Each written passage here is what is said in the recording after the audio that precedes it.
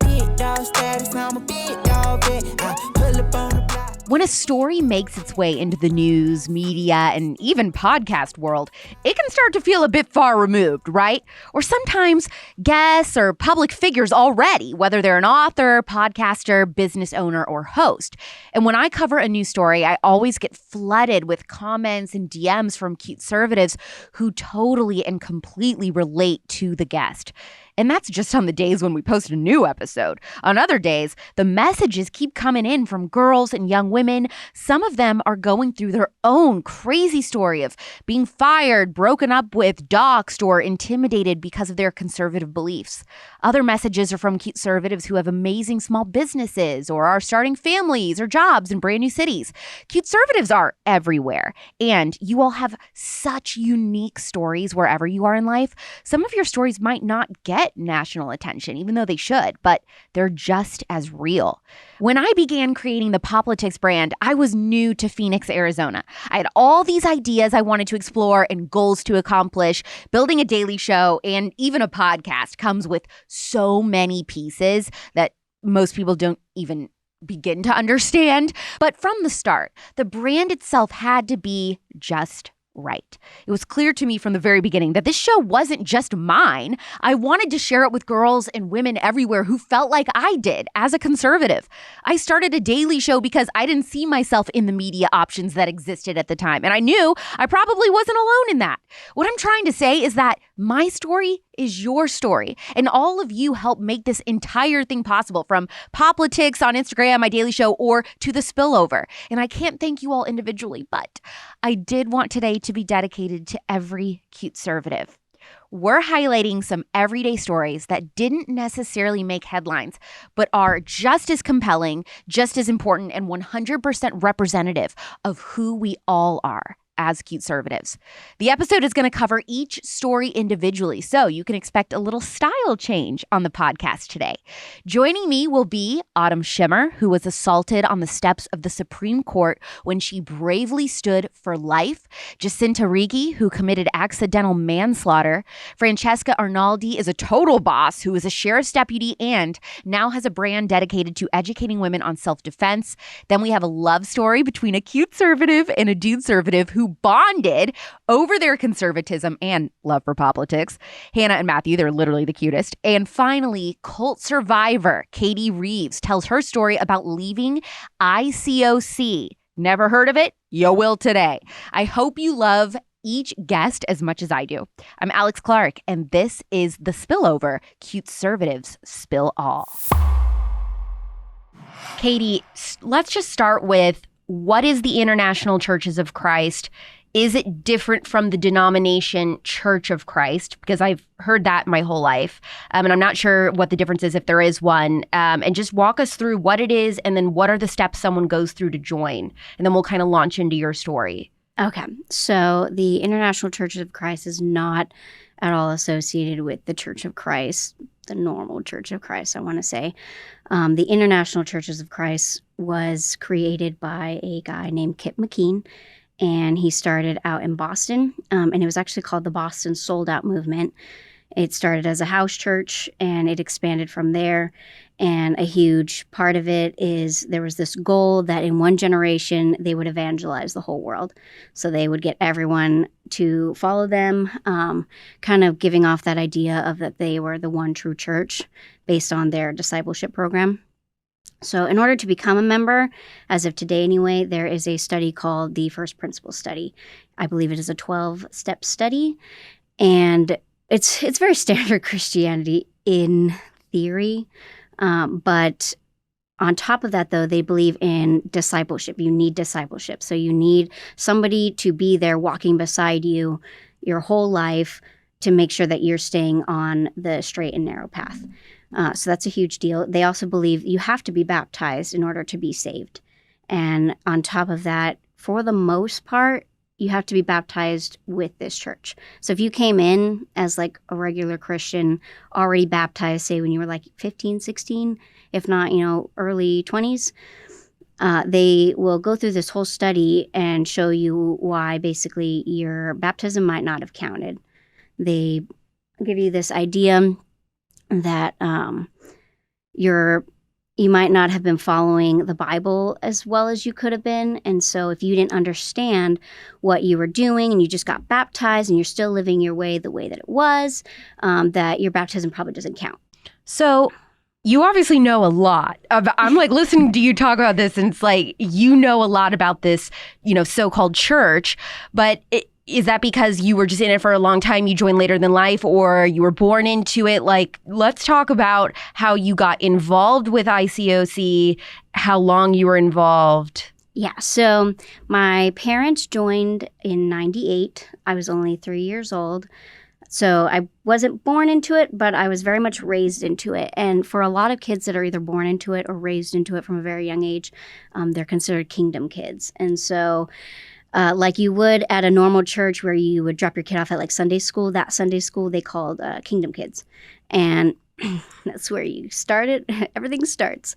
But my parents, as far as my parents joining, my parents were in Vegas. They're 2 law enforcement agents. And my dad was working a lot. My mom was working a lot, but my mom used to take us to IHOP every weekend, every Saturday. And one time she was sitting at an IHOP and she overheard some of these disciples sitting together doing one of the studies. And my mom was listening, and my mom says that she'd been praying to God. She was like, God, please show me your church. Show me where you want me to be. And she just felt like what she was hearing from their study that she wanted to know more. So when they finished and they were about to get up, she approached them and asked them, what are you guys studying? And so they explained to her. It was just a regular Bible study. And she was like, I'm like super interested in this. And they're like, oh, well, why don't I give you my number and we'll meet up and we'll study the Bible together. And so they did. They met up. They did studies. They studied the Bible. Was it actually the Bible, or was it this? It was the Bible. Okay. I will say that everything in these studies there was scripture used. I very much believe that a lot of the scriptures were cherry-picked. A lot of them were out of context. But it was the Bible. There was no other book. There was a written out, like how to lead this study. And I remember doing that myself when I studied the Bible with people. But the scriptures and everything were scriptures from the Bible. So you're in this. You're a toddler. Your mom convinces your whole family they need to join. And how long did you guys go being involved in this cult, ICOC, before someone in your family started realizing something isn't right here? And who in your family was that to first say something's weird? I can't really put a finger on it. My parents left first, so obviously they had the guts to dip out first. I remember as a teenager, because I was so angst, that there were so many rules that I had to follow as a teenager in the teens ministry. What were the rules? So there was no dating. We were not, my parents were very like, you're not allowed to date, because if you're going to date, you have to date a disciple. And that's a rule within the church, is they want you to not yoke yourselves with non-believers. So you date within the church. It's highly advised. And advice is not like advice where you take it and leave it. Advice is like, I'm giving you this advice. I think you should go get advice. When they say stuff like that, it's you need to go get approval from someone else. And so the advice was very much, I'm telling you, and if you don't follow it, there's probably going to be some kind of repercussions. So what kinds of repercussions were there if somebody were to break a rule? There was never like obviously any physical violence or anything weird like that. It was mental. It was spiritual. It was them telling you like, you're really struggling in your faith right now. You really need to get better at your relationship with God. I feel like there's a lot of words in the English dictionary that I just can't see the same, because they use them so many times. It was like the lingo. And so it was words like, you're struggling. I feel like you're struggling a lot. Or I'm discouraged, I'm discouraged by, you making this choice or telling me this. And I think you need to go get advice for this. And so it was more like, it was a lot of shaming. And in your head, you're convinced that like your salvation is always on the line. I remember feeling I was never good enough for God.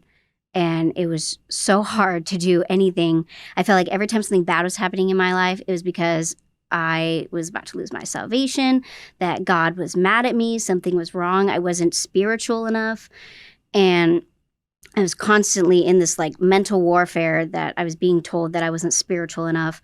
and I needed to work on my relationship with God. And so it would eat at you. It would make you want to do whatever they're saying because you feel like something's wrong with you and that God's not going to look well on you. And this is a massive, ICOC is massive. There are hundreds of thousands of members all over the world, right? It's international. Yes. Their LA, like I said earlier, their LA chapter alone has over 6,000 members. And I'm just, what's really striking to me is that you talk about this clear mental suffering and manipulation that you were under throughout your entire life, and yet you still somehow found the strength to leave. So talk about the leaving process, the exiting process, because you met your husband, you're married now, you met him while you were in ICOC, right? He was a member also. Yes.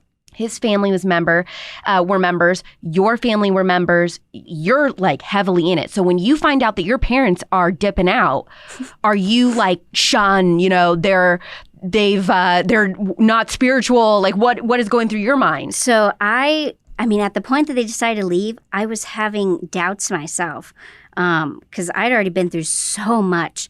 I was a disciple, and I just felt like nothing was my own choice. And so I was struggling, but I wasn't telling anyone. And so for my parents to leave all of a sudden like they did, I was like, oh, what does that mean? Like, that's interesting. It wasn't this like, I'm upset at you. Like, how could you? My dad, when they did leave, he told me and my sister, he's like, I'm not going to make you leave. Like, you have to choose this. Which I was kind of like, why can't you just make it like, tell us to leave kind of thing. But, he felt like he was doing right up until that point, raising us in this church. He wanted people to guide us to be better people, to, follow God, because he thought that, we were following God. And were you married at this time to your husband, or you guys were just dating? No, we weren't even dating when my parents left. We were not dating. We were friends. And that was it. And his parents actually were discipling partners with my parents. So there was a little connection there. So were they mad? Were they like, you cannot talk to this girl? Her parents are defectors the parents or whatever? Were very much upset that they were leaving. They were very much, it was a big shock to them because they, talked all the time. They had to, they kind of reported to each other kind of thing.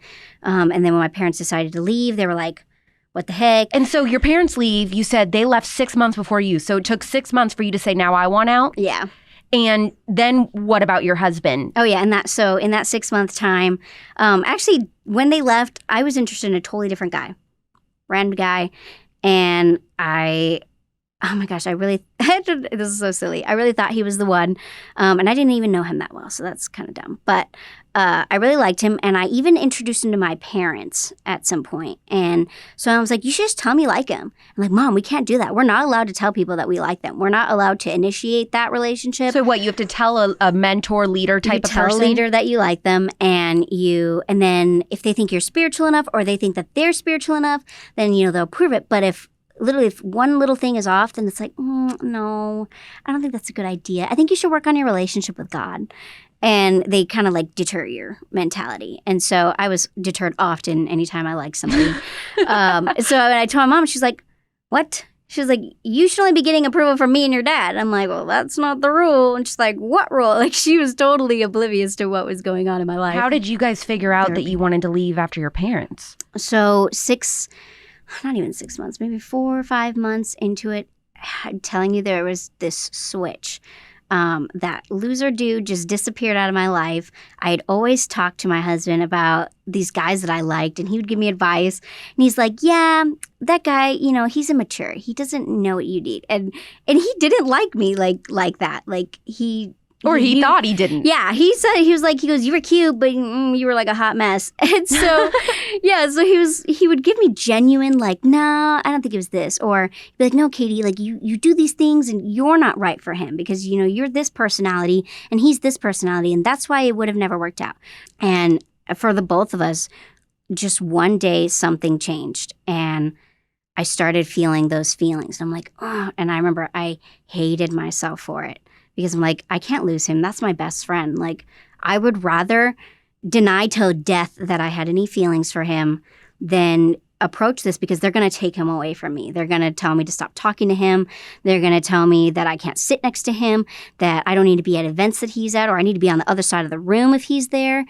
Because that's how they would separate you from people you were interested in. They would just, cut it off. Don't talk to him. Don't text him. Don't call him. None of these things. And I started noticing that he liked me back. So I just asked him. I was like, hey, so do you like me? And he goes, you're not supposed to ask that. You're not supposed to ask that. I'm like, okay. But do you like me? And he goes, well, yeah. I'm like, hey, well, what are you going to do about it? He was like, I don't know. Like, there's nothing we can do about it. And I'm like, maybe. So maybe there's something we could do. We leave this godforsaken place. Maybe there's something. I mean, maybe we can make this happen. Well, at this point, my sister had gotten wind that she thought I liked him. And so did the church. And I don't know, to this day, I do not know how they figured this out, unless they overheard me and my idiot sister recording ourselves saying that I didn't like him. Do you think that they the type of people that would monitor, have access to phones? No. Would they bug places? No. I mean, oh my gosh, no. I can't see that. I've never heard anything like that, so I cannot say that that's the case. But maybe I know somebody informed on you. That's what I thought. So my only thinking is somebody overheard me and my sister, messing around. Because it was the only time it was ever brought up that I liked him, that I was in a conversation of. That and this other girl who liked him had like a suspicion, and I remember her asking me, and I'm like, no. I said no, and I walked away. So I don't know. Somebody told the leader though, and the leader was hot on my collar at that point. I started getting messages from the leader, and she was like, hey, let's meet up at this Starbucks. So I met up with her, and she just plainly asked me, like, so is there anybody you're interested in? I'm like, no. Well, what about him? And I was like, no, I don't like him. And she's like, are you sure you don't like him? I'm like, yeah, I don't like him. I don't know what you're talking about. She's like, how often do you guys talk? So then she started grilling me, like, how much do you guys talk? Are you guys texting? I'm like, yeah, we text like normal. We do our own thing. Well, I don't think you should be talking to him as much. And I'm like, okay, well, cool story, but, I'm not talking to him. Like, I was denying everything. She kept giving me advice for something I supposedly wasn't doing, even though I was. And so she's like, okay, well, let's talk again next week. I'm like, okay. So then a week goes by. And so we met up again, and she starts grilling me even more. And this time she brought reinforcements. She brought a girl that was living with me and who was buddies with all the girls before me who liked my husband. And she was like, yeah, I've seen him, break her heart. And, he gets in your head. And so they got a whole gang together to try to convince you not to be with this guy. Yeah, so at this point, we're trying to convince me not to like him. And I'm like, I don't like him. They didn't think I was spiritual enough. It didn't matter what he was because I wasn't good enough to date in the church. And so I just didn't want to ruin that friendship. I didn't want them to take him from me. And so I just tried to keep convincing them. So they brought in someone else. They brought in another girl who was actually best friends with him. And they're all telling me all this stuff. And I remember the leader said, you need to know this, but he is a wolf in sheepskin. Oh, brother. Yeah. So we go for like 2-3 weeks of this grilling, meeting up nonstop. And it got to 1 week every day. I had to meet up with them and hear from them. And she told me that Wednesday, she was like, you need to make a decision now. You need to decide. Are you going to cut this off? Or what are we going to do? And I remember she said, it's not going to look good for you if, you can't be straight with me and you can't, just let this go. Well, that sounds like a threat. Mm-hmm. And so I said, and so I was like, okay. And then that night I talked to the leader and 2 other women who had no idea what was going on with me, who had no idea what she'd done to me, had no idea what I'd been through. And I just straight up told them that I don't believe in your doctrine and I think it's wrong. And you just want to sit here and focus on who I like and who I don't like. But like, I don't agree with this and I can't do this anymore. So I'm leaving. And at this point, there was like one other person who recently left. So it wasn't like, this is a huge shocker. So then I decided to leave. And it wasn't until a month later, my roommates all sat me down, read me a scripture totally out of context, and said that I couldn't live with them anymore. And you were officially shunned. Yeah, that they didn't want me because we didn't share the same ideas. At this point, though, a week after I'd left, they tried to have one conversation with my husband. This whole time, one conversation with him about dating me and being with me. And he was like, show me in the Bible where it says I can't date her or I can't date her just because she's not in my church. And they're like, well, we don't have that. And he's like, all right, well, then I guess I'm leaving too. He had the means and the opportunity to leave whenever he wanted because of his job. I didn't have that. I didn't have anything. I barely had a job and no friends. And so when they sat me down to tell me that I had to leave, I remember one girl saying, because it was around December, she was like, hey, so don't worry about getting us any gifts for Christmas because we want you to save up money because I know you have to move out soon. I'm like, wow. So you're conservative, and, conservatives, even I have talked about how I feel like the left is like a cult. Do you agree with that, or do you feel like that's totally off base? It depends. I think when you get yourself so involved in not politics, but, any political side to the point where they, like, if you spoke out against them, they would not just make your life a living hell, but they would take things from you, or you could lose, finances to where you couldn't support yourself. If they were paying for everything, I think in those cases where you have to agree with everything they say, or your livelihood and your ability to live is on the line, then yeah, I believe that is a cult. But I think, if you're just a teenager, listen to everything you read on the internet and believing it and not, seeking that out for yourself and still having the ability to have free thought, and not be persecuted for it, I don't believe that, I think you can be setting yourself up to be getting into a cult mentality. But I don't like to use the word cult like in situations where you just don't like something or you disagree strongly. I think it has to be affecting your welfare significantly to be considered that. So one last thing, Katie, before we wrap up, is if somebody's listening to this who is currently in ICOC, what is your short message to them? I would say right now, the biggest thing that helped me was when I started getting friends outside of the church. When I had friends that literally looked me in the eye and said, hey, Katie, you're in a cult. And I laughed at them. But, this guy was in my wedding and he's like one of my best friends now. And he was right. And he was definitely one of the few people that I had to lean on when I wanted to leave. So I definitely would say, even if you have to make it a secret and you don't want to share with anyone, having those friends outside of the church can be your only could be your only lifeline at some point. Katie, thank you so much for sharing your story today on The Spillover. Thanks. Fran, you and your partner were working one day in Santa Barbara where you were a sheriff's deputy, and you actually got word about a stolen vehicle. You had the make, the model, the vehicle, the details, the suspect, and then you actually anticipated he would come your way.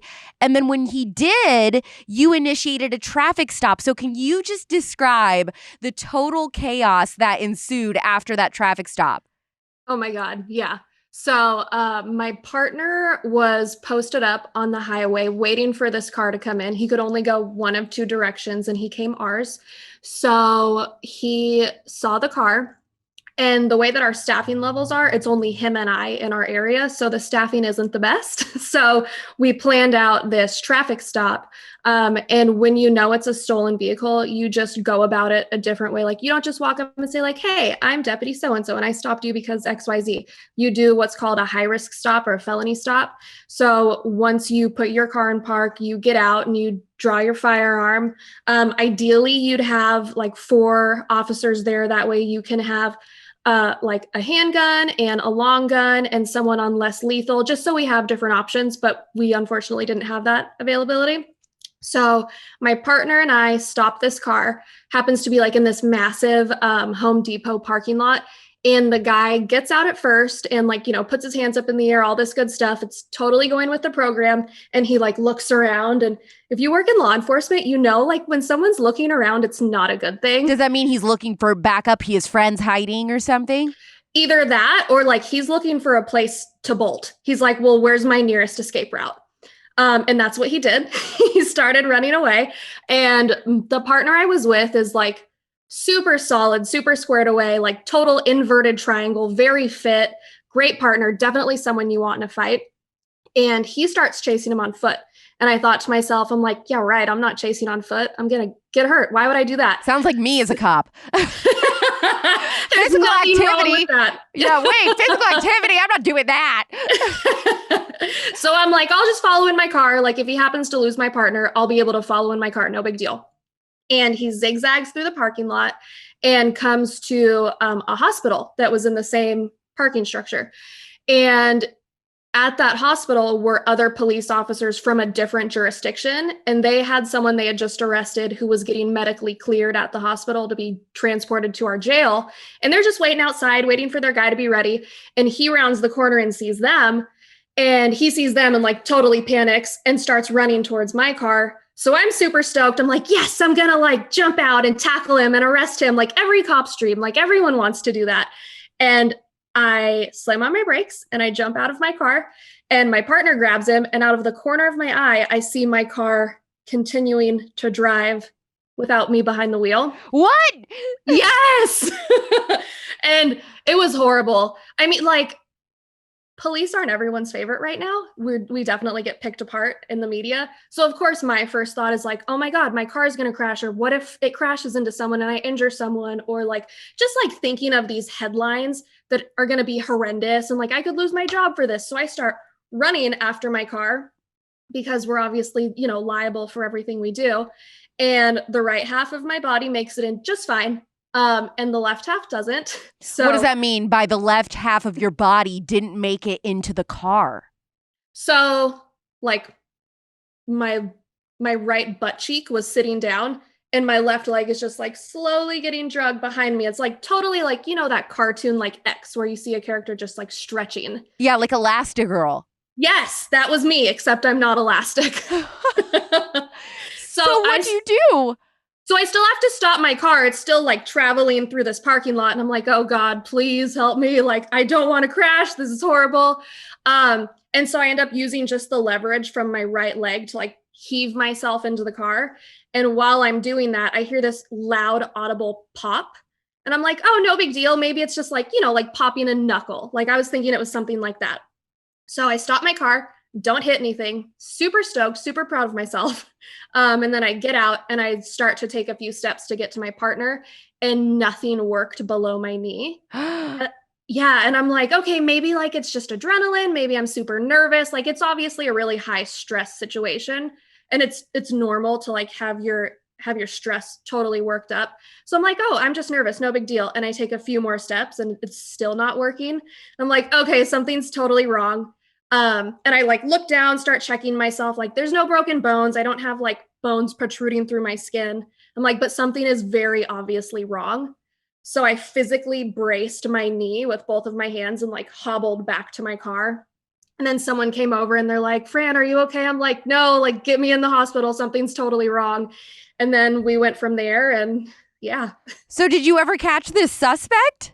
Oh yeah, he went to jail. The best part about him is, so thanks to the pandemic, the criminal justice system has definitely been affected. And ironically, he was arrested that very same day, earlier that day, for the same charge, felony vehicle theft. And he was released thanks to $0 bail. Thank you, Governor Newsom. And as soon as he got released, he found his way to a rural area, stole another car. Oh my gosh. Recommitted the same exact crime. And I encountered him an hour after that happened. So what did you find out was wrong with your leg? What was the injury? So my leg was basically being held together by skin. Oh, so yeah. So it was broken?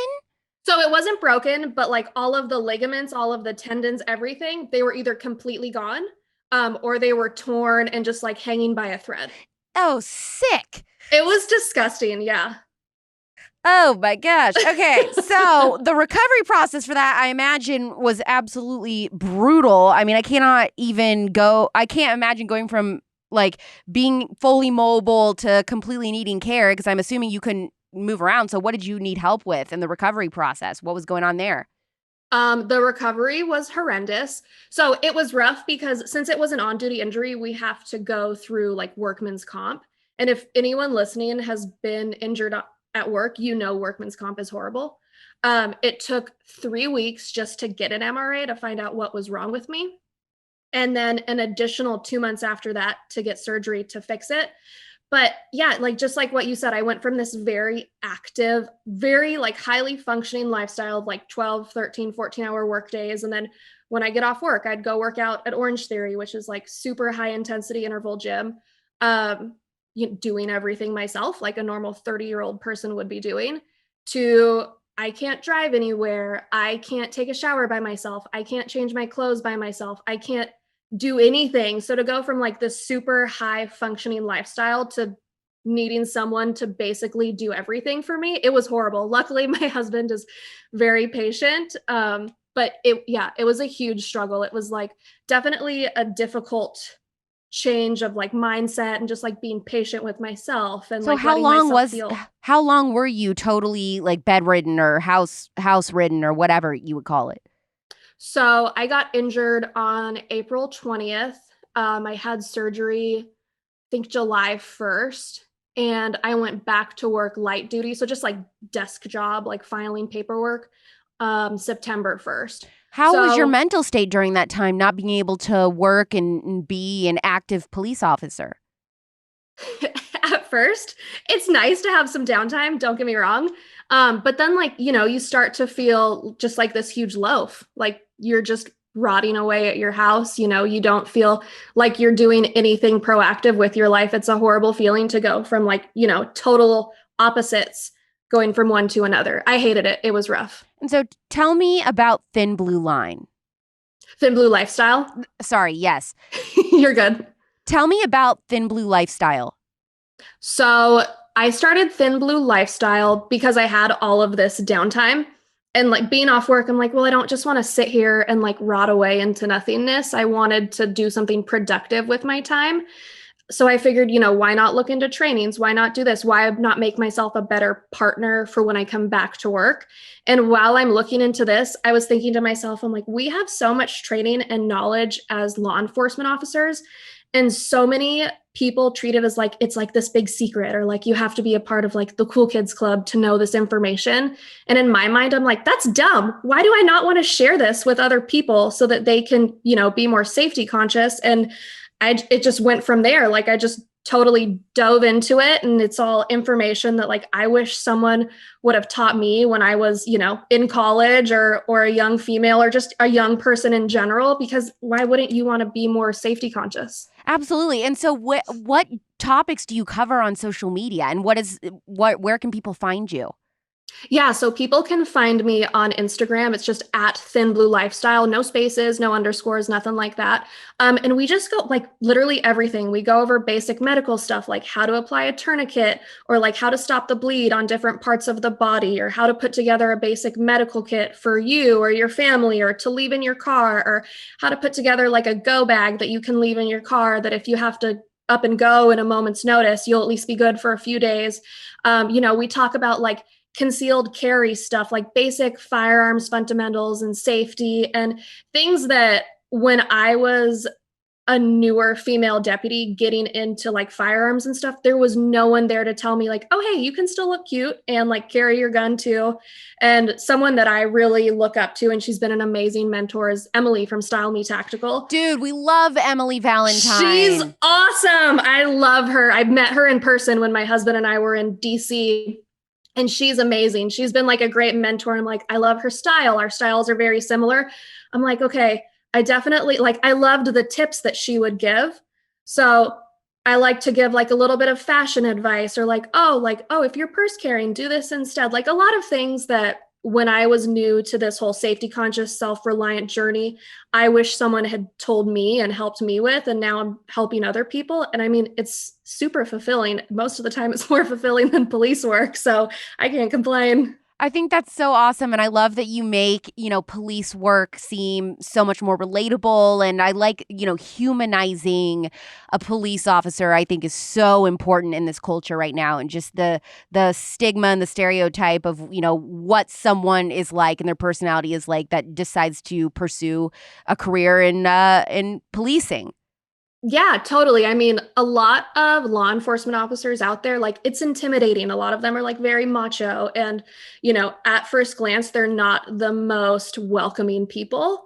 And we're not like that. At least, a lot of the people I work with aren't like that. So to show them like, hey, I'm just Fran. Like, I'm just here to help you and to help you feel more like confident on this whole self-reliancy journey. And I'm not here like masquerading myself as like, this most tactical girl, because that's not me. It's not my style. And I know like I totally have a huge amount to go on this journey of firearms fundamentals and all of these skills. And that's a big part of Thin Blue Lifestyle, is like putting it out there that you don't have to be amazing at this. It's totally fine to start and be new at it and not feel comfortable, and to build your skills up. And that's what it's all about, because everyone has to start somewhere. So to be intimidated by all of these other like larger accounts, or like, oh, I want to go and ask for help, but I don't know where, like, cool, come to me, come to Thin Blue Lifestyle, because we all start somewhere, and, we're here to help everybody learn and grow.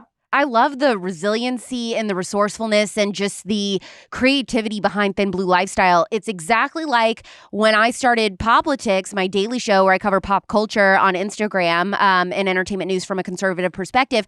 I just wanted to create something that I wasn't seeing, in a movement that I loved, in the conservative movement. And so I just made it myself. And you really did the same thing with Thin Blue Lifestyle. So congratulations. I love following you. You're so much fun. I highly recommend following Fran. She's an absolute hoot on social media. And you totally get my sense of humor and everything when we're interacting on DMs and stuff, which I love. Oh, yeah.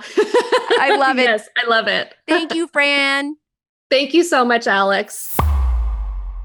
Hannah and Matt, thank you guys so much for both being here to share your very unique love story. First of all, I want to start with, when and where did you meet?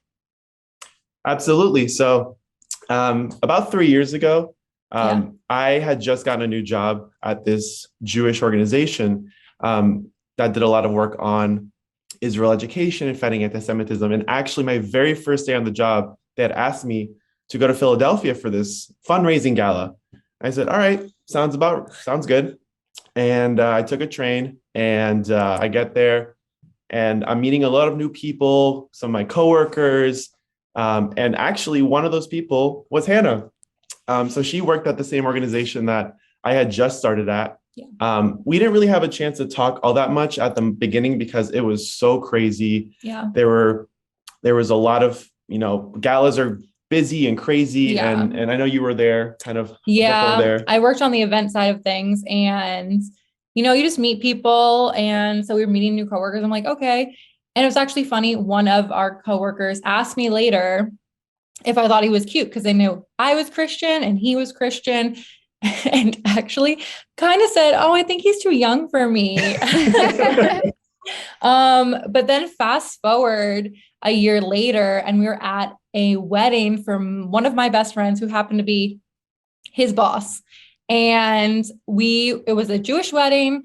We were the only Christians there, the only single Christians there. And it kind of just threw us together. Yeah. And it was incredible because, somebody had mentioned to me earlier, like, hey, Matt, like, people meet people at weddings all the time. And I was like, this is a super Jewish wedding, like very, very Jewish wedding in Brooklyn. There was no way I was going to meet anybody there. I told myself, like, there's no way. Like, I'm just there to have fun and celebrate my boss. And then you saw Hannah again. You're like, wait a minute, I've met you before. Yeah. And so I had seen her. And so, it was fine at first. I didn't think much of it until the music starts. And we all know when the music starts, people want to dance. He loves to dance, Alex. Like, this guy can dance so well. So it was kind of like one of those things. He starts dancing, and then, I don't know, we just ended up dancing with each other and really hit it off.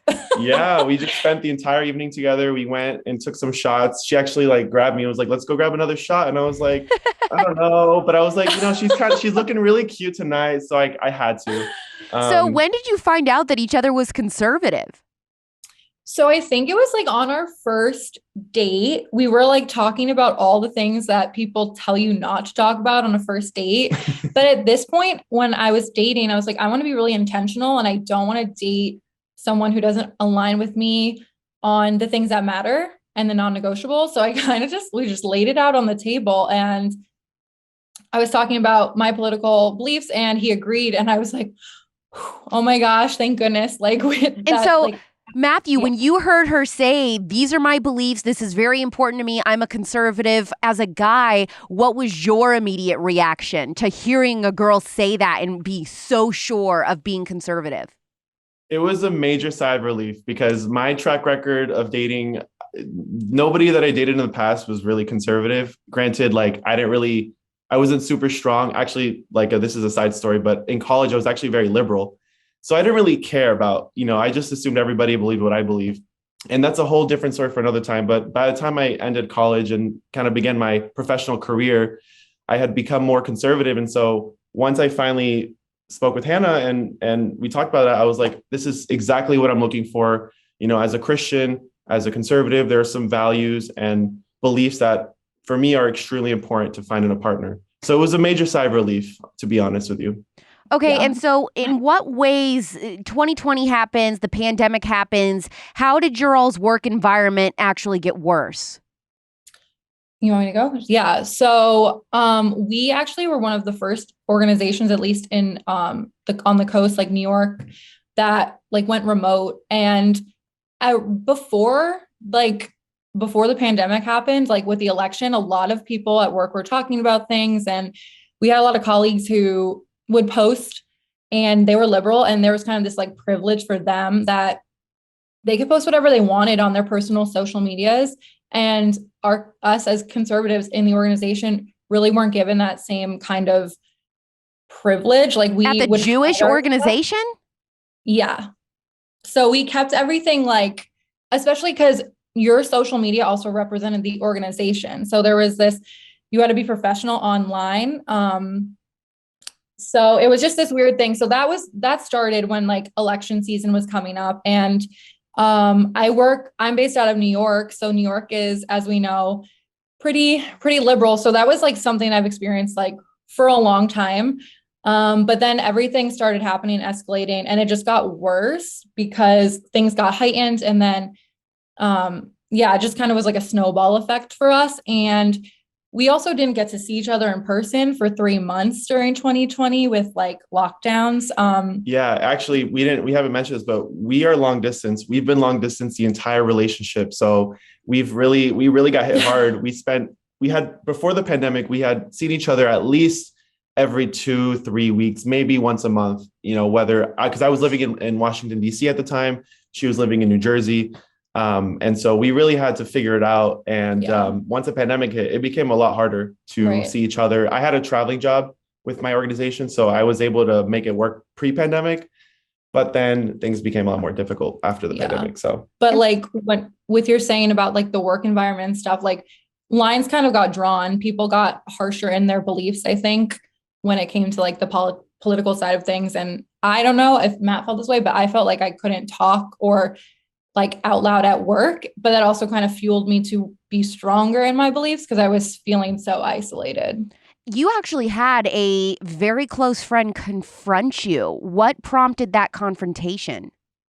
Yeah, so it was a message on like Instagram where we were texting about something that had to do with nothing. It had like just a regular conversation, and out of nowhere, it turned, and she first like really cornered me about like, oh, I think it's really important that you vote a certain way in this election. And like, are your parents going to vote for Trump and all this stuff?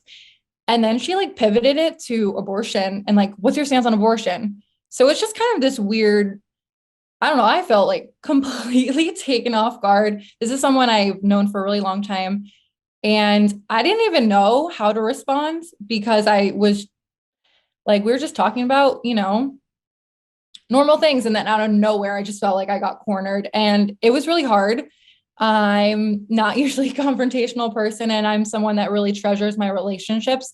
So I felt like she didn't know me at all and was starting to question who I was, even though she's known me for a long time. And the abortion one hit really hard because of Matt's story. I'm going to let him share that with you. Like 2 seconds. My mom had a very complicated pregnancy, and multiple doctors were telling her to abort because if not, neither I nor my mother would survive. But my mom had recently became a born again Christian, and she said, no, God gave me this child. I'm having this child. After an extremely arduous birth, and she went into a coma. Thank the Lord, I survived. I had to have like emergency surgery, and there's this photo of me as an infant with seemingly hundreds of cables attached in and around my body. That is very emotional for my family, even till this day. But I think that story for me carries a lot of weight in how I view abortion. And I actually, I remember watching your recent podcast with the abortion survivor, and I just think like it's just one of those things that's extremely important to me. Yeah. Did your mom survive, Matt? Absolutely. Yeah. She is she's here with us. That's another miracle. She's amazing. She's my number one advocate, my favorite person in the world, obviously besides Hannah. And I love her so much. And she's very proud of me. I'm an only child. And so yeah. Yeah. So Hannah, when this girlfriend of yours had confronted you about being pro-life, had you always been pro-life, or did you become pro-life after dating Matt and hearing his story? So I've always been pro-life. I grew up in a strong Christian household. And for me, it was just a no-brainer because I value life. And so does the faith that I'm a part of. And I think it's something that never came up in conversation with this friend before. But all of a sudden it did. So when that happened, I did send her like a really long message explaining, look, like I'm not supportive of abortion, because if abortion happened, the person that I'm in love with like would not be here today. Wow. What did she say to that? Honestly, I don't I'm trying to remember the exchange, and she kind of sort of said, oh, like I didn't know or something. But it didn't really change much after that. After that, we really just kind of fell out of talking. Yeah. But wow. I did bring up Matt's story because I'm like, I have an instance actually that's really hits close to home for me, in addition to my already my conviction I had prior to that. And, that also could have been planting a seed for her as well. Hearing that, may not have changed her mind right then in the moment.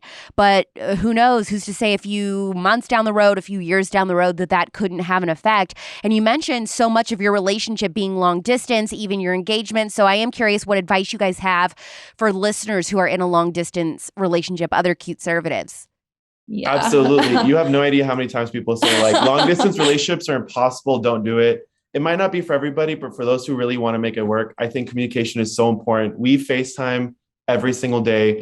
We always FaceTime in the morning, at least at night, and pray together. Because that's something that's really important, to have that kind of Christian centerpiece in our relationship. I would also say, anytime that we're together, to make it intentional. I know that in today's generation, it's super easy to be on your phone while at dinner, or be distracted in what's going on. But even if it's for a day, even if it's for a weekend, make every single moment intentional, because you never know. Once you guys are, hopefully one day, you and your partner will be closer together and not have to deal with long distance. Right. So also, Matt, go ahead, Hannah. Oh yeah, sorry. I was gonna say also to the Cuteservatives, be creative. We found a bunch of different apps that we could do, like this one called House Party. So you can both be on it, but you can play games. So you can do Pictionary, and you can do these different games together. So if you only have FaceTime available, you shake it up. Also share, watch the same Netflix series. We did that. We did so you'd be on FaceTime, but watch the same show. So you have to it's work, but it can be fun. You just have to get creative with it. Yeah. I've heard some friends of mine that have been in long distance relationships. They had a cool idea. They would FaceTime each other, and then they would order DoorDash or Postmates food from the same restaurant. So for example, they would both order something from Cheesecake Factory, and then they would eat it together and have a candlelit dinner set up or whatever at each of their apartments. And then it would be kind of we're having dinner together, which is honestly, it's kind of depressing. But I love the creativity and that you do what you do to make it work. And that makes me think, Matt, hearing you talk about it and how intentional you've been with Hannah, is it fair to say that, when people talk about, long distance is impossible, I feel like if a guy wants to make it work, he's going to make it work? Absolutely. And even before I met Hannah, I had come to the realization, I had just graduated from college, probably 6 months before I met Hannah, that I'm dating to marry. I'm not dating to just have fun. I'm not dating for pleasure. I'm really dating to start a life with somebody. And if you find somebody that you really see that with, which for Hannah, really only first 2 months, I could tell, first 2-3 months, I could tell she was going to be the one. If you really want to make it work, you're going to make it work. Now, what was it about her though that made you think this girl's the one? Well, number one is kind of what we alluded to earlier with the values, and the fact that we also are in the same field, fighting anti-Semitism, talking about Israel, talking about all these complex issues. I love that, because it's you guys are both running your own race, but then you can come together. You guys are both working towards the same goal. Then you can run the race together. Yeah. Absolutely. That's something that's extremely important to us. And also, I just love her for her heart of a servant. And, she's very involved in her church. And that's something that I want my spouse and also the mother of my kids to be that leader and to be that example. So premarital counseling, is that a yes for you guys as you're in your engagement period, or you're not doing that? So that's a yes. We're actually in it currently. So Yes. We've had some sessions. It's good. I think that people underestimate it. It's going to be hard. You have to talk about things, but I think it's better to talk about all this stuff before you get married and then it happens. I've heard too many stories. Yeah. Also, it's not good. Talk about everything first.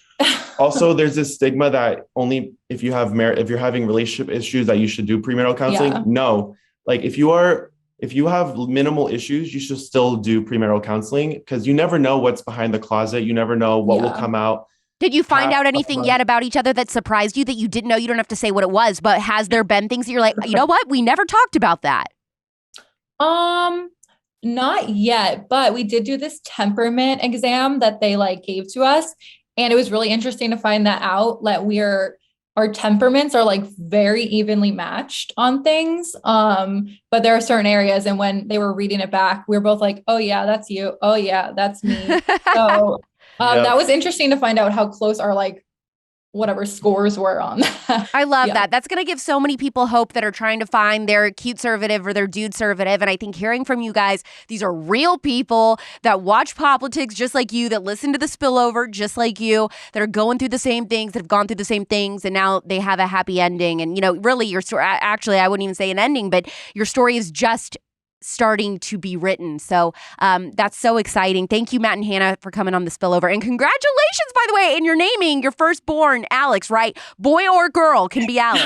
It does work both ways. And we do have some Cuteservative friends who are single. So if anybody is looking, I love that. Love to be a matchmaker. So we're already thinking of our single friends going to our wedding that we can set up because we know. Good. And I think that's the right thing to do, actually. I think that those of us that are in relationships or are married already, we cannot forget about our single friends and helping them and thinking about who do I know, like a cousin's friend or anyone, just who do I know that I can set up? Because I think that also is such a better way for people to find other people to date than doing dating apps.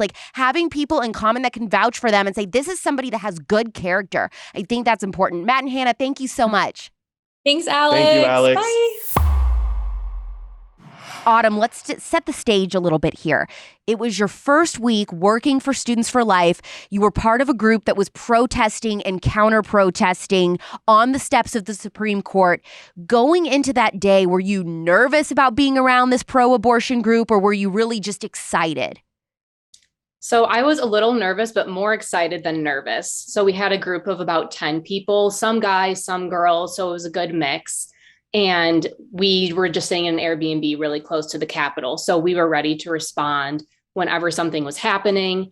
And we heard that this protest was going on. So we're like, well, we have to be there. And so we headed over and we were pretty excited leading into it. And explain what the protest was, who this pro-abortion group was that you guys were going to counter-protest, and how big was their group compared to your Students for Life group?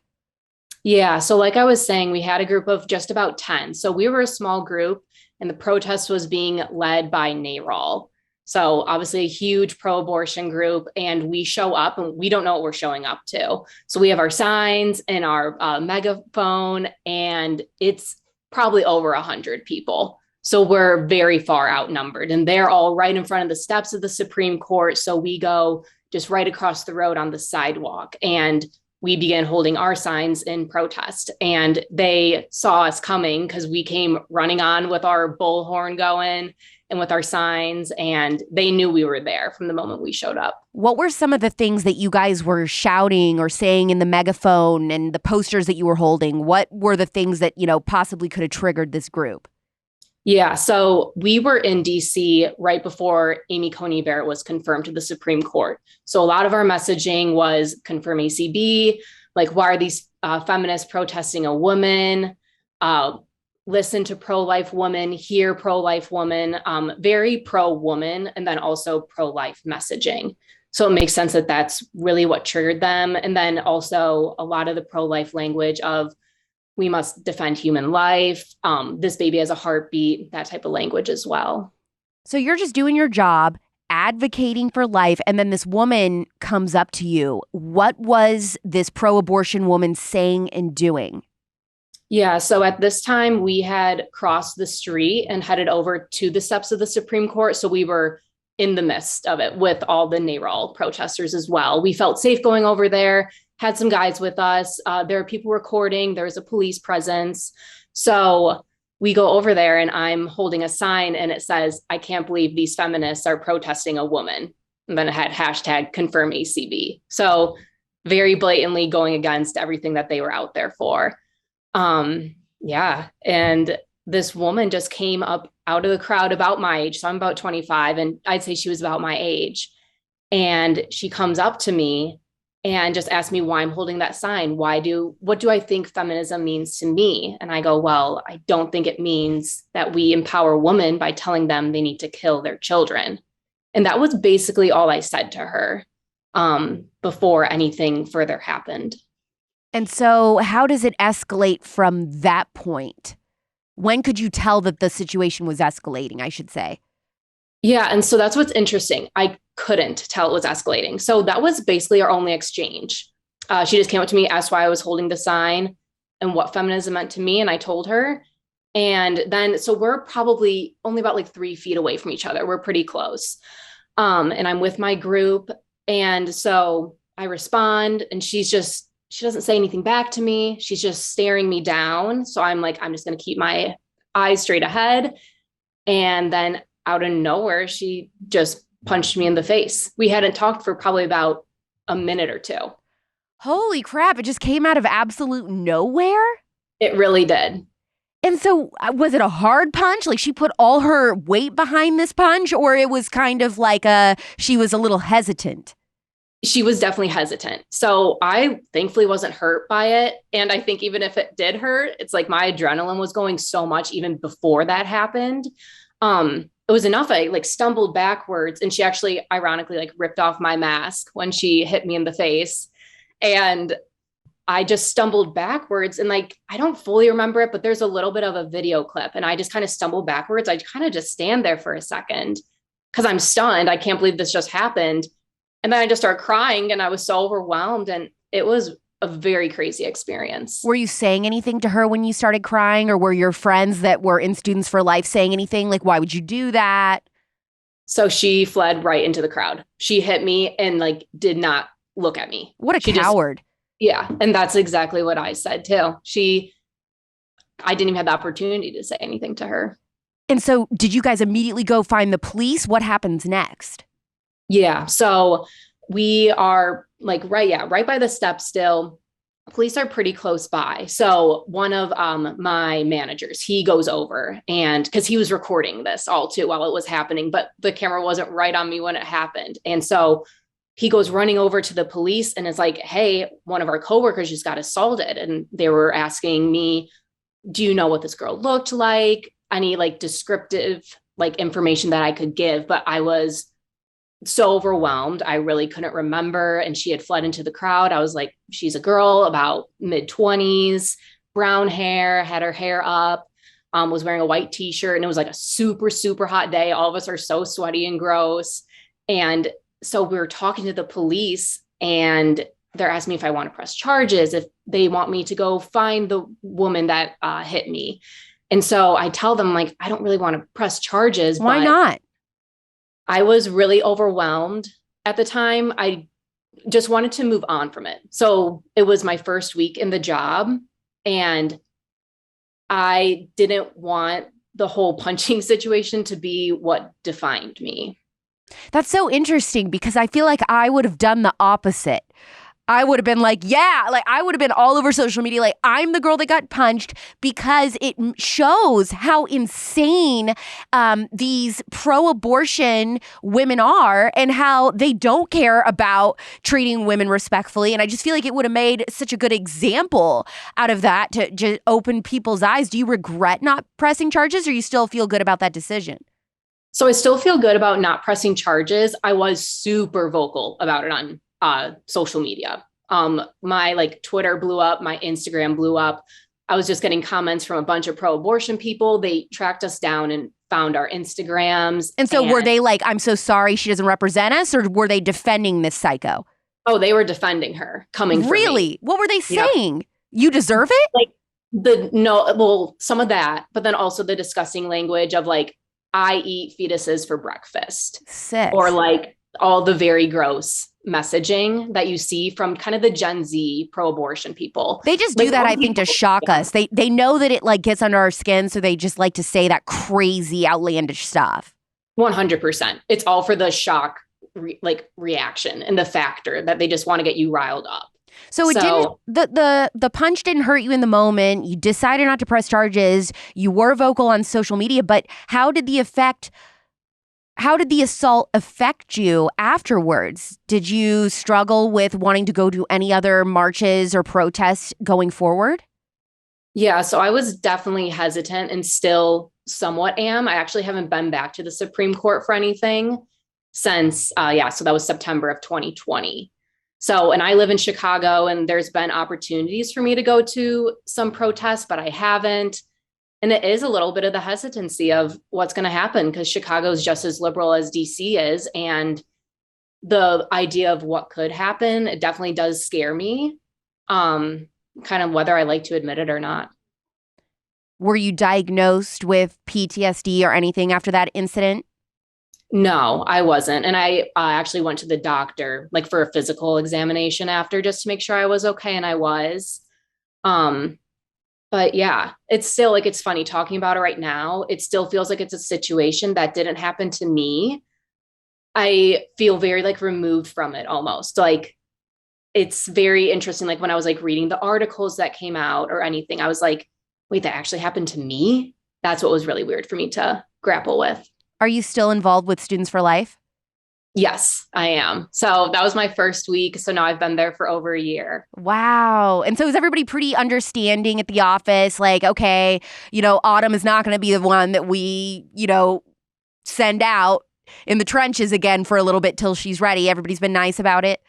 Yeah. And everyone was like, I can't believe you didn't quit after that happened. Like everyone was so worried I was going to quit. But I was like, no, I'm like, that made me so much more fired up to want to do this job, because I'm seeing firsthand just how radical and to the like lengths they are willing to go, the pro-abortion crowd. If they're willing to be violent just to a random stranger on the street, then it's no wonder that they're okay with abortion. I love that, Autumn.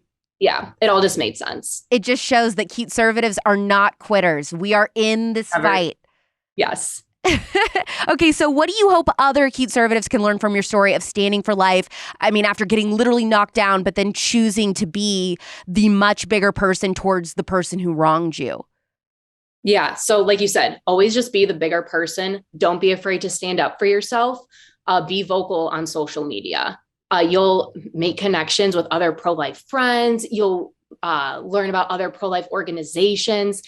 You just can't be afraid, even though it is very scary. You're not in the fight alone, like the media makes it out to be. You do have people on your side, and we're ready to support you. Autumn, thank you so much for sharing your story. Yes, thanks, Alex. Jacinta, your story starts when you were 17 on your way home one summer afternoon in 2018. And basically, it should have been one of the best summers of your life. You were young, nearing the end of high school, and it was beautiful and warm outside in Idaho. At one point, the route required you to yield before making a left turn off of a busy road. There was a lot of traffic because a train had just crossed the tracks and held up the oncoming cars. But finally, you saw a clear opening. You make the turn. And out of nowhere, your life changes literally forever. Can you tell us what happened next? Yeah, so I make that left turn, and instantly, there's just a huge bang, a loud bang, and my car completely turned, and I reared, I'll mention it, but there are so many miracles that happen throughout this day. But I reared towards the a ditch, but my car actually didn't go into the ditch. It stopped before, and all of a sudden, I'm looking around, and the airbags are all off. All the airbags in the back, and I'm like, what just happened? I'm sitting there in complete shock. I had no idea what had just happened. I knew I hit something or someone, but I had no idea that it was that bad at all. You never imagine it that it would be that bad. And yeah, all of a sudden, probably about like 30 seconds later, a man is coming to my door. My car actually called 911 automatically. I was driving a Kia, automatically called 911, automatically people came to come rescue me, and there was tons of people around. Tons of people stopped at the railroad track, so everyone was watching. And yeah, a man came and opened the door, got me out, and it was traumatic, that's for sure.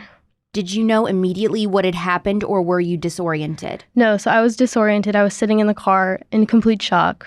Didn't know if I should cry, scream. I think after about 25 seconds, I started screaming. Why were you screaming? When you walked out, what did you see? So my hands are like shaking, but every time I tell this story, it's just, brings it all back. But I get out of the car and this man is helping me. He's such a good man, but he was trying to make sure I didn't see something. And he was like pushing me and making me go across the road, but I saw it right away. And probably about 10 or 15 feet away, there's just a body lying there. And it was so graphic, just it's just planted in my brain. I'll never forget that moment, but his head was on the ground and there was blood just everywhere, and it was traumatic and I'll never forget it. But yeah, I just saw him there and I knew at that second I literally just hit a man and he died instantly, and I just killed someone. What was your first thought, to call your parents or call 911? I mean, your car kind of called 911 for you, but what was going through your mind? I was freaking out. I wasn't thinking about my parents or anything. It literally felt like a nightmare. Like that's what, shock is too. Like, you have no idea that that's actually real. It doesn't seem like a reality. No one ever teaches you how to deal with trauma or trauma happening to you, So once it happened, the guy was like, what's your family's phone number? And he called for me. He did all that for me. And while he was doing it, I was just staring across the street at a man. And then when the cops came, at the man on the ground, and his name was Chad. So if I mention Chad, that's him. But I was just staring, and his body was lying on the ground, blood everywhere. And then eventually the fire department came, and I saw him put him in a body bag, bring the body bag away. I was in shock. I had no idea. I literally just hit somebody. But yeah, he called my family. That man called the family for me. So I was grateful for that.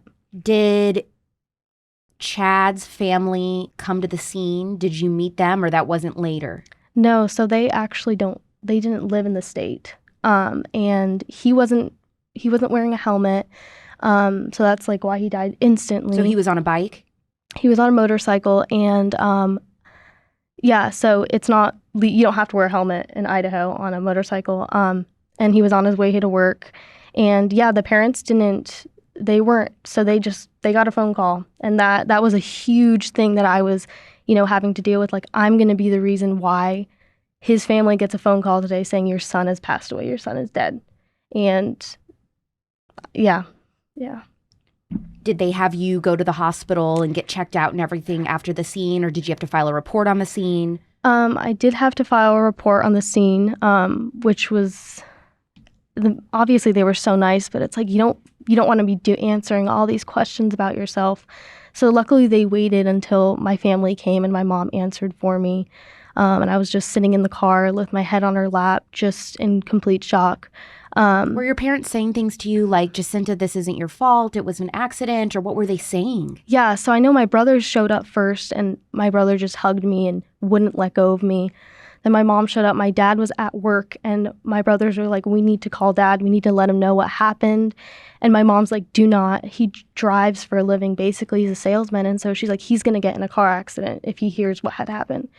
So she called him and she's like, pull over, honey, pull over. He pulled over and he was just like, I'm on my way, freaking out. I'm the only girl in the family with 6 older brothers. So my brothers were ecstatic. My brother lives in New York. He was like, I'll fly out and help you and we'll make this all right. And my mom's like, just repeating, it wasn't your fault. It wasn't your fault. But I mean, I didn't believe any of it at first, of course. When the initial shock wore off, what emotions were you overcome by?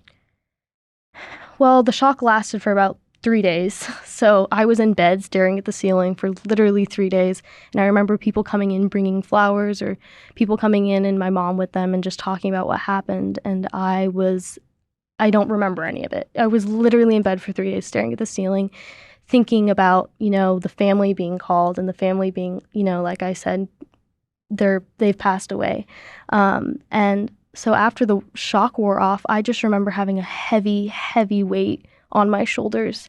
Every time I left the house, I went to church after that, and I just remember I felt like everyone was staring at me, and obviously they weren't, but I had like this heavy, I felt like it was a heavy secret, but everybody knew about it in my town. I grew up in a small town, so just a heavy weight that was on my shoulders, like feeling like, after something like that happens, after you kill someone, it's life-changing. It really is.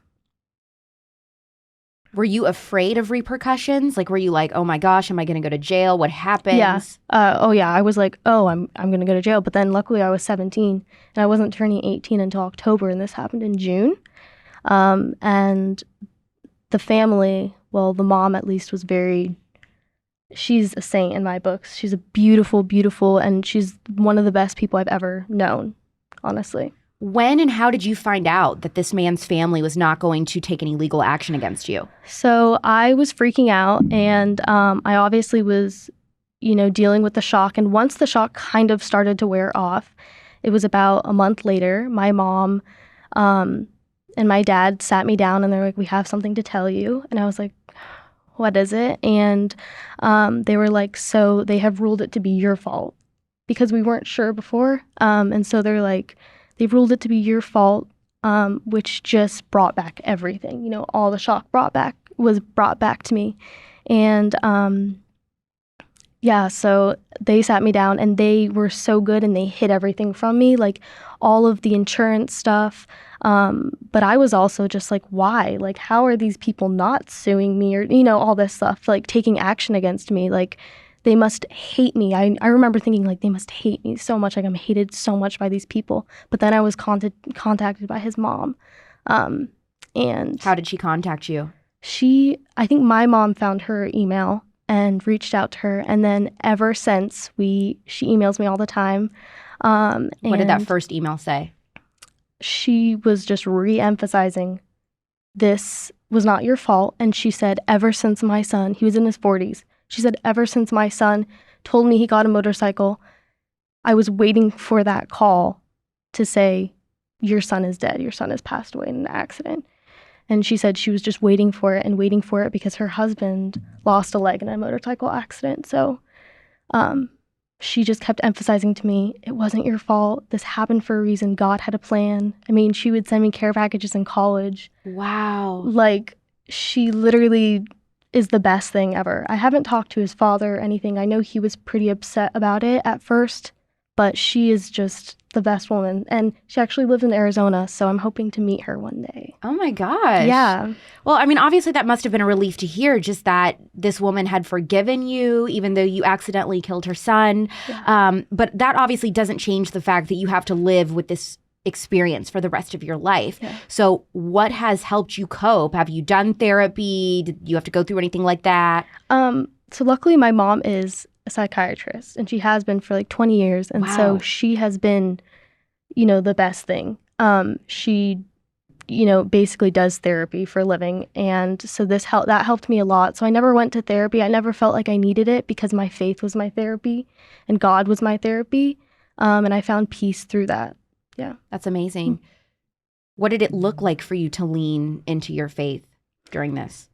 I mean, my faith had always been I grew up a traditional Catholic, and so every single day at school, you have catechism classes, and you're taught about God's goodness and God's justice. And so I remember I would go to church all the time. I mean, that Sunday after it happened, I went to church because that was the only place I could find peace. I knew that the worst thing that I could do was tear myself away from God, because I've seen it done. And I think that's one of the reasons why I didn't tear myself away from him.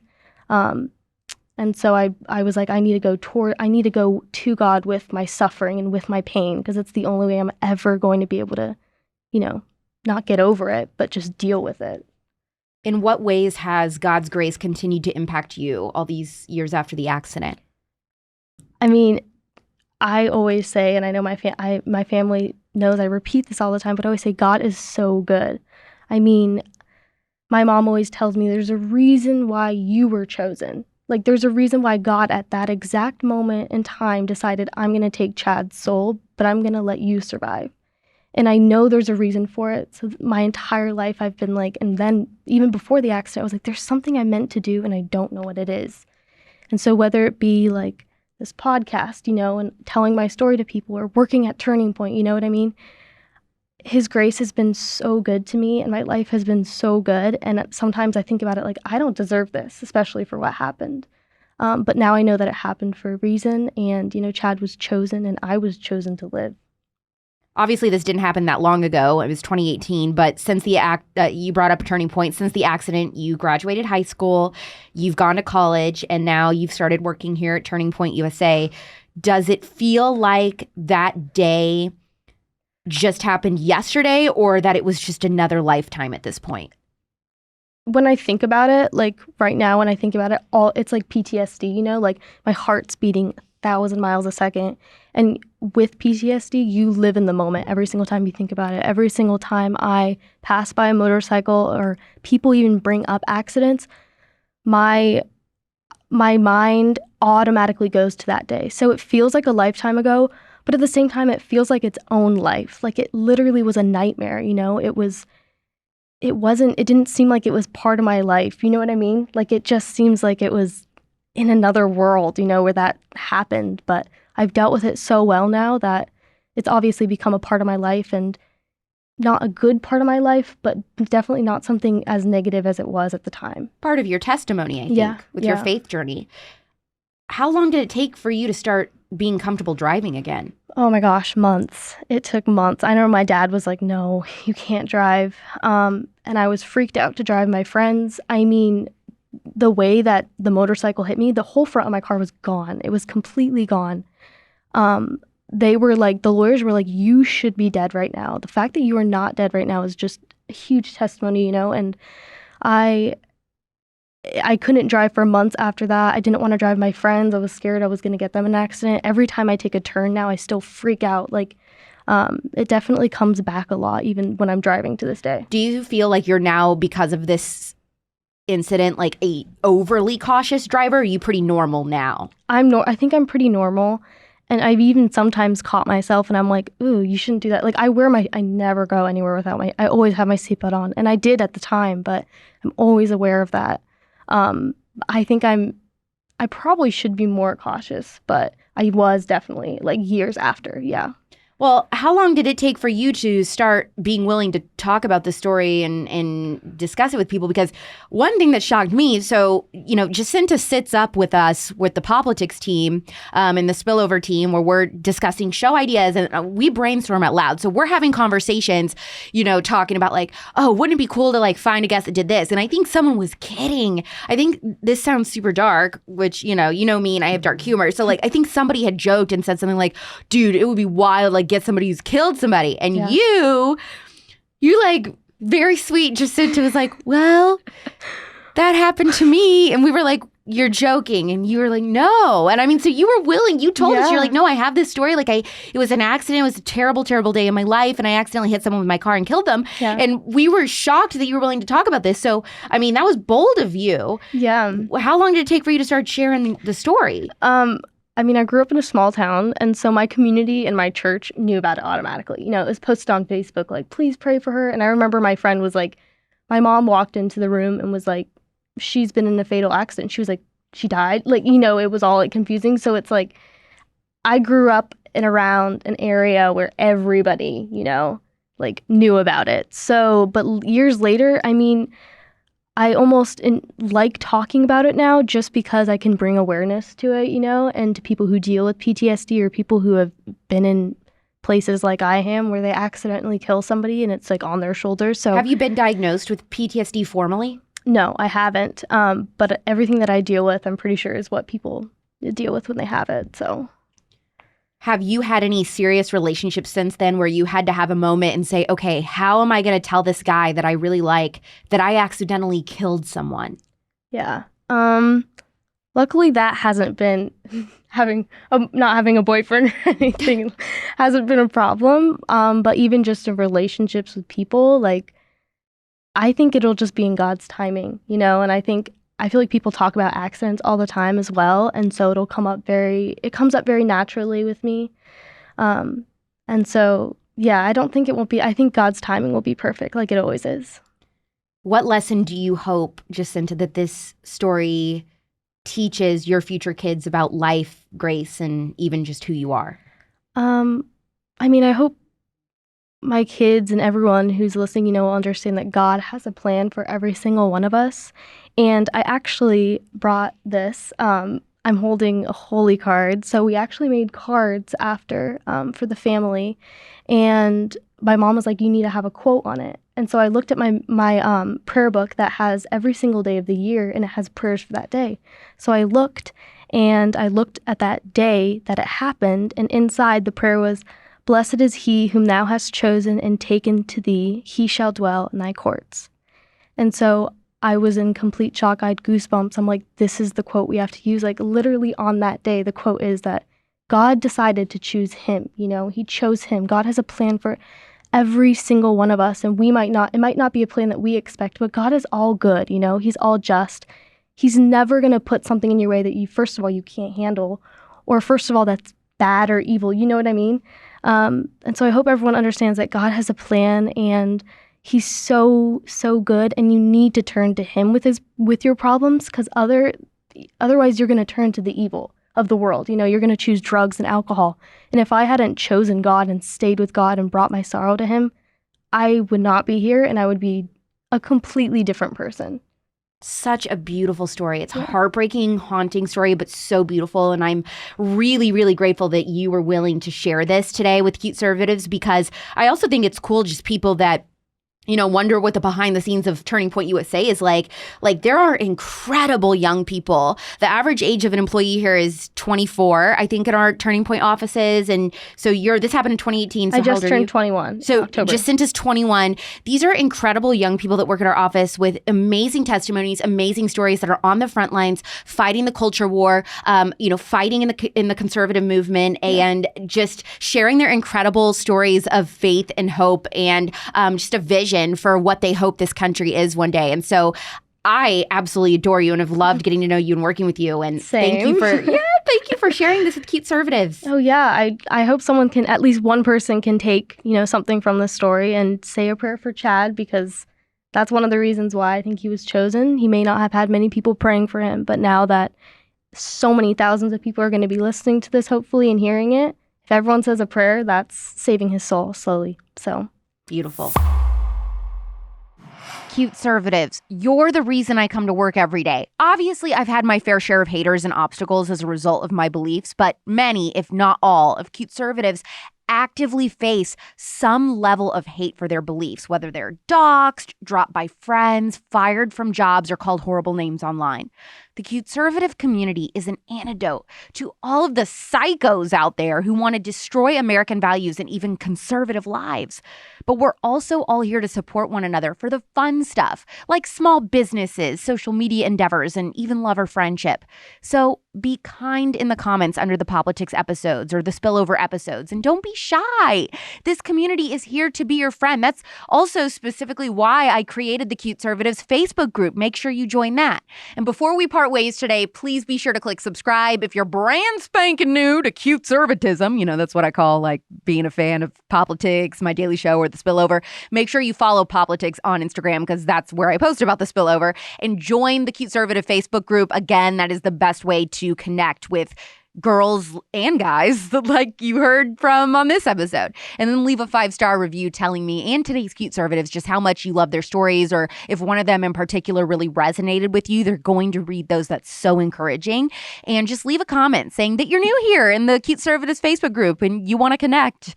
We're back next Thursday at 9 p.m. Pacific and midnight Eastern on Apple Podcasts and Spotify, but you can get the video version of this episode on YouTube. always on the next day. I'm Alex Clark, and this is The Spillover. Love you, mean it. Bye. Big dog status, I'm a big dog vet. I pull up